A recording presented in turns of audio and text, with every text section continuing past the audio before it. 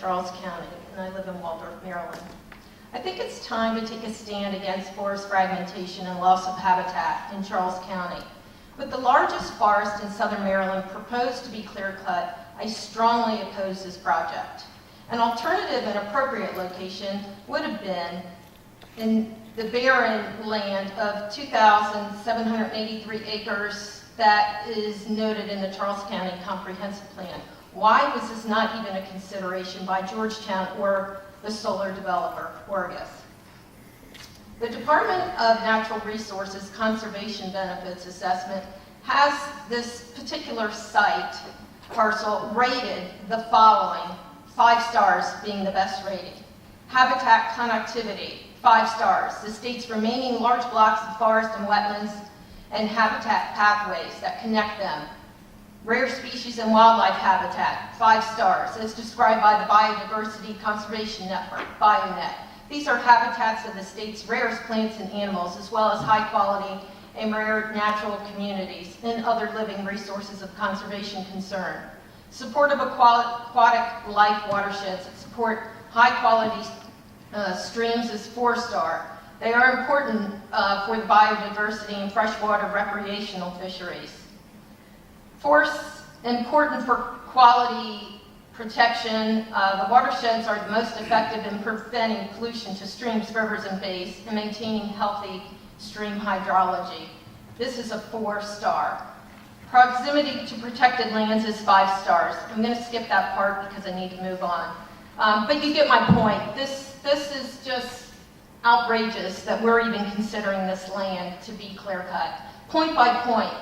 Why is this controversial? The project would produce 32.5 megawatts from 100,000 solar panels, which Georgetown University wants to use to fulfill their sustainable energy credit in keeping with the American Campuses Act on Climate Pledge. The clear cut would degrade 2 Tier 2 streams, the best in Maryland, and would require crossing one of those streams. Now I heard earlier, Orgus saying, oh, we're going to build a temporary bridge, and we never talk about all the impacts. I've seen too many developments say, oh, there is going to be no noise pollution, oh, there is going to be no impact to the environment. I don't believe it. A quick search, Google search, can tell you people who live near solar panels of this magnitude are very unhappy. 30 seconds.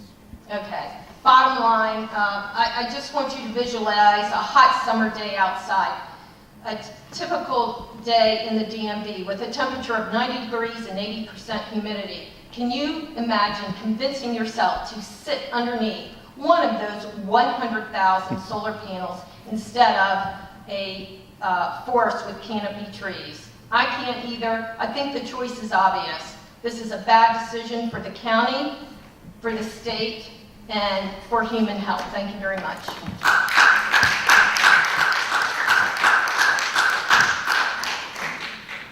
Neil Gormley, Eliza Cara,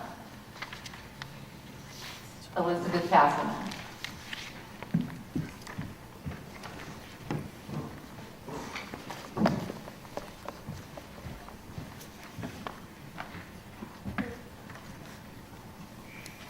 Hello, my name is Eliza Cava, C like Charles, A, B like Victor, A.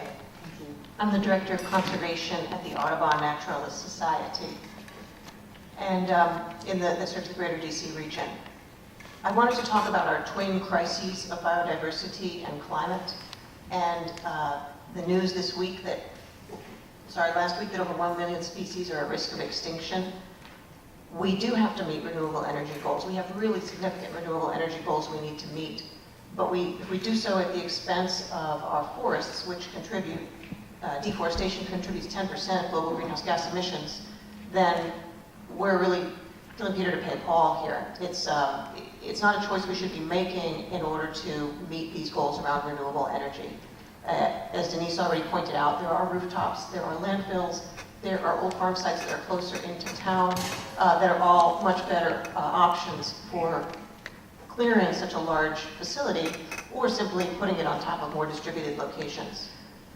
And I wanted to mention the 50% by 2030. Audubon Naturalist Society was a big supporter of the clean energy legislation.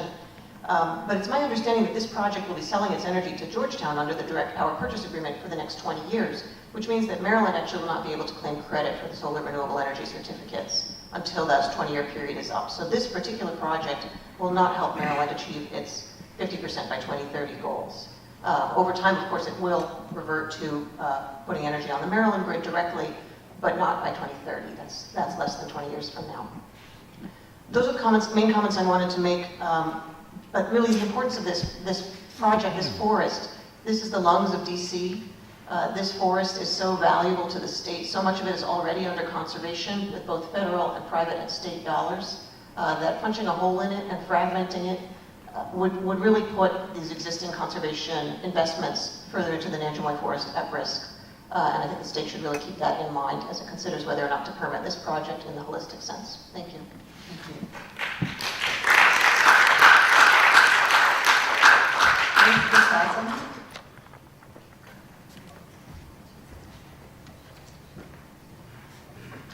Hi, I'm Elizabeth Castleman. I am a resident of Baltimore, Maryland, but I'm pretty familiar with this area, having grown up riding horses and being on farms all throughout this area in my childhood. So I would like to start by saying that I'm completely opposed to the project, and I just want to echo some of the earlier statements about how there's plenty of space both on Georgetown and on the campus, and as well as, you know, different areas like lots and airstrips that could be host to this project.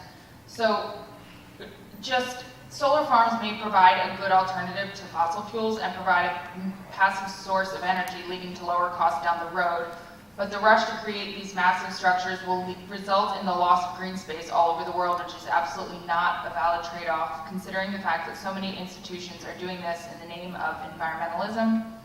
And I'm sure that you're very aware of the many hasty decisions that have been made in this country, as well as this state, in the name of profit and societal advancement that have led to ecological destruction and devastation that we are now trying to fix and undo. So I want to, I don't want to allow this to be another problem like that. This is the largest forest land in southern Maryland. 2 important streams would be degraded, as people have talked about before at length, and these would have a large and far-reaching negative impact throughout the landscape. The streams are of some of the highest quality in the state, and the destruction of them